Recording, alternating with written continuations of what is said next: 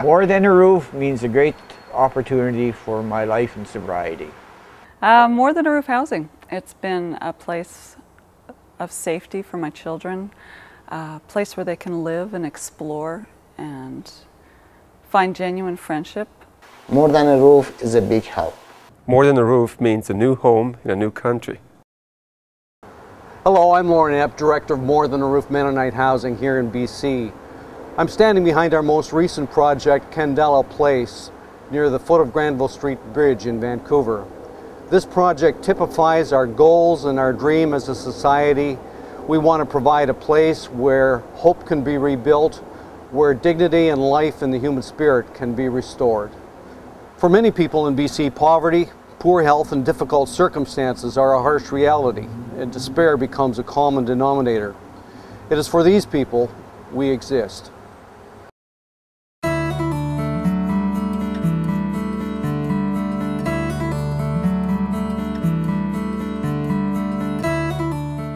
Recent times have seen our world gripped by powerful forces of change. Images of war, terrorism, and natural disaster have dominated our headlines and flooded our television screens. Vancouver made good news headlines around the world by winning the bid for the 2010 Olympic Games. This announcement sparked an explosion of construction and economic activity as we prepare to host the world.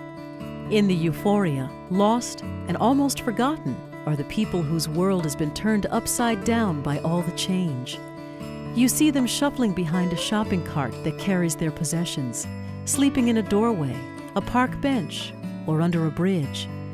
They are part of BC's growing underclass, the homeless poor. For these and many others in BC who've been hit hard by life's traumas, hope and opportunity become a lifeline for personal recovery.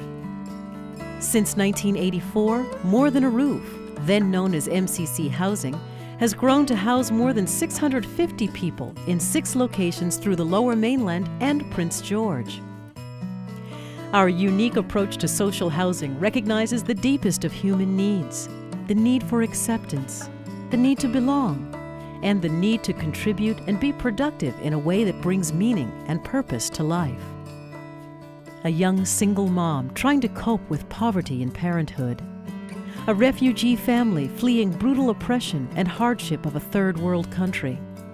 The mentally ill, the homeless and hungry, all find more than a roof.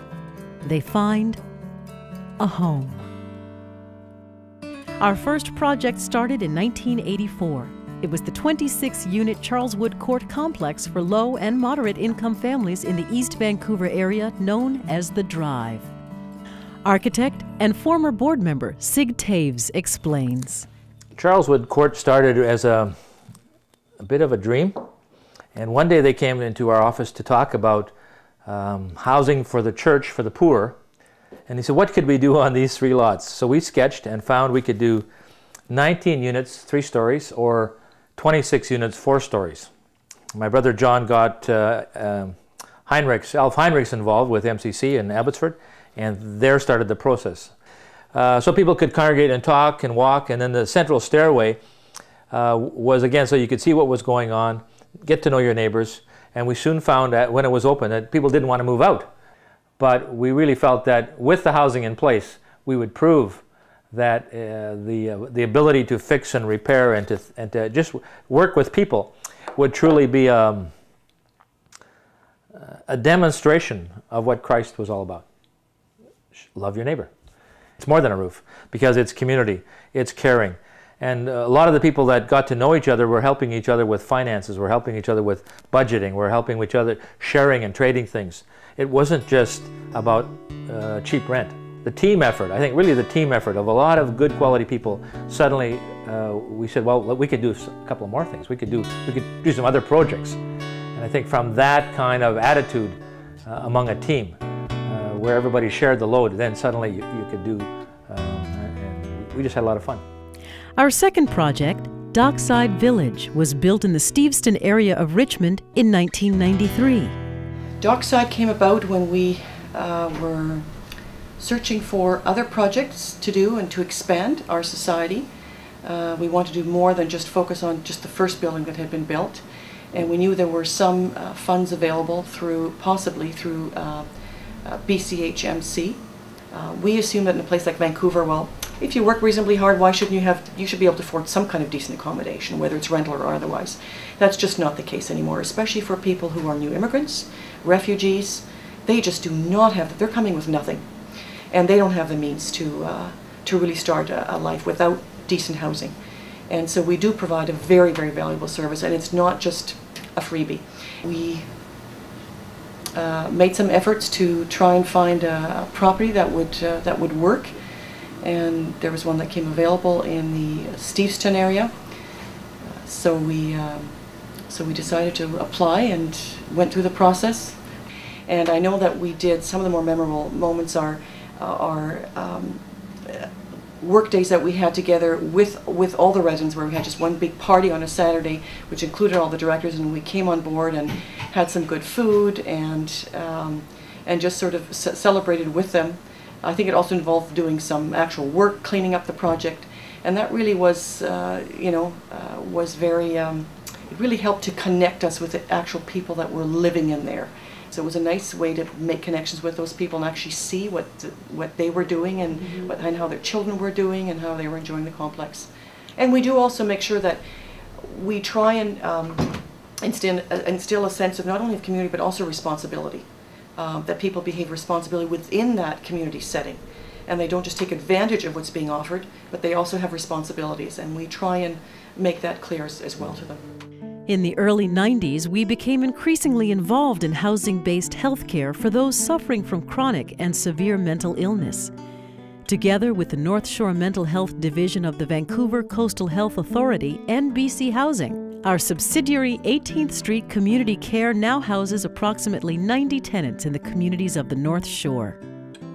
In the mid to late 90s, the Society expanded its work to include affordable family housing projects in Burnaby and the central north interior city of Prince George. Long-term board member Helmut Lemke reminisces.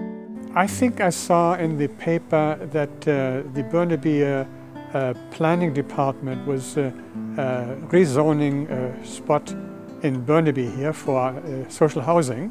So I went there and asked what the situation is. And so they phoned us or contacted us and asked if we are still interested. And we said yes. And I think they rezoned a section there from the George Derby. And so we got selected and started our work there. Lake Park came along at a time in my life when I was really needing hope. And as a single parent with 2 young daughters, it was really important for me to try and further my education. I was always working so hard to try to make ends meet that I didn't seem to have time to look for adequate, inexpensive housing. It was always very hard to meet the demands of inexpensive daycare and a place where I could leave my kids for the day. I also found that in a job where I wasn't seemingly getting too far and being very mobile in that position, I just found it a very hopeless place for me. And when I found a place where my rent automatically went down, it encouraged me to get the student loans I needed, get the help I needed to further my education. And without MCC Housing and Lake Park Village, that would have been very, very difficult for me to fulfill. It's been about 6 years since we've moved on, and we're at a different place in our lives, but we just remember very fondly the years at Lake Park. When it comes to our reputation in the community, you talk to our mayor, and he won't talk to you about the great music we have at Westwood. He won't talk to you about the Bible teaching at the church. What he'll talk to you about, first of all, is the housing complex, Ospika Heights. He is just overjoyed to be part of linking up together with somebody who is providing good quality housing and caring for it and providing a community for people. And that's one of the things, even as I walk onto the Ospika Heights development in Prince George, community is what is clearly sensed there very quickly. The late 90s also marked the beginnings of an ominous trend in Vancouver and all Canadian urban centres: a dramatic rise in the number of homeless poor. In the fall of 1999, our More Than a Roof Society was presented with a unique opportunity to take a lead role in developing a residence specifically for the housing needs of low-income singles in Vancouver's downtown South Side. The City of Vancouver generously supported the project with a gift of the land. BC Housing and CMHC came alongside by providing the capital funding and ongoing subsidies. The Vancouver Coastal Health Authority committed to providing on-site health services, while the Society committed to the leasehold ownership and non-profit management of the facility for the next 35 years. I stayed on Hastings Street for about 13 years. And I say that because I was in my addiction there, totally into my addiction. My last residency prior to coming here to Candela, the old Continental over here, and that was one of the, it was a bad place, very bad. People were ODing all the time. There was some violence in the building. Just to go to the washroom at night, you had to step over drunks and addicts. And I was probably one of the drunks laying there too at one of them sessions, you know. I was right in there with them. I had a hard time adjusting to the Candela place because it was so clean and so quiet. And I was going to move out. I was actually thinking of moving out. But what I found here at Candela was the support. It was just tremendous, you know. So I thought, wow, you know. Then we started getting these programs. And what happened to me is I became more community-minded and involving.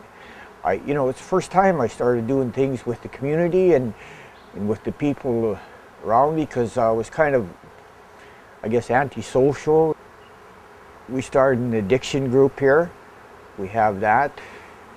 And we started, I started going to the Bible study. We have that.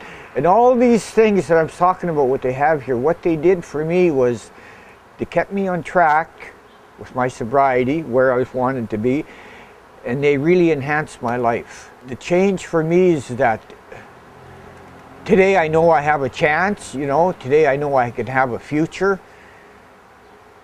You know, I have a nice place to live. I have good people here. I have a family here, an extended family in a sense.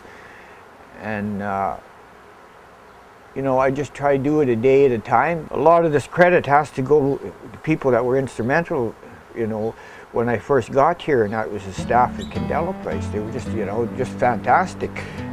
Here at Candela, many of our friends face significant challenges and disadvantages. We believe that each has a unique role to play and a unique contribution to make in their community. As a community builder, we want to hold ourselves to a high standard to be all we can be and do all we can do. As we look to the road ahead, we know we can't do it alone. The cost of caring is high, and the work we do to alleviate poverty and homelessness would not be possible without each one of you. In sharing our story, we also share our conviction, our passion, and our vision that together we can make a difference.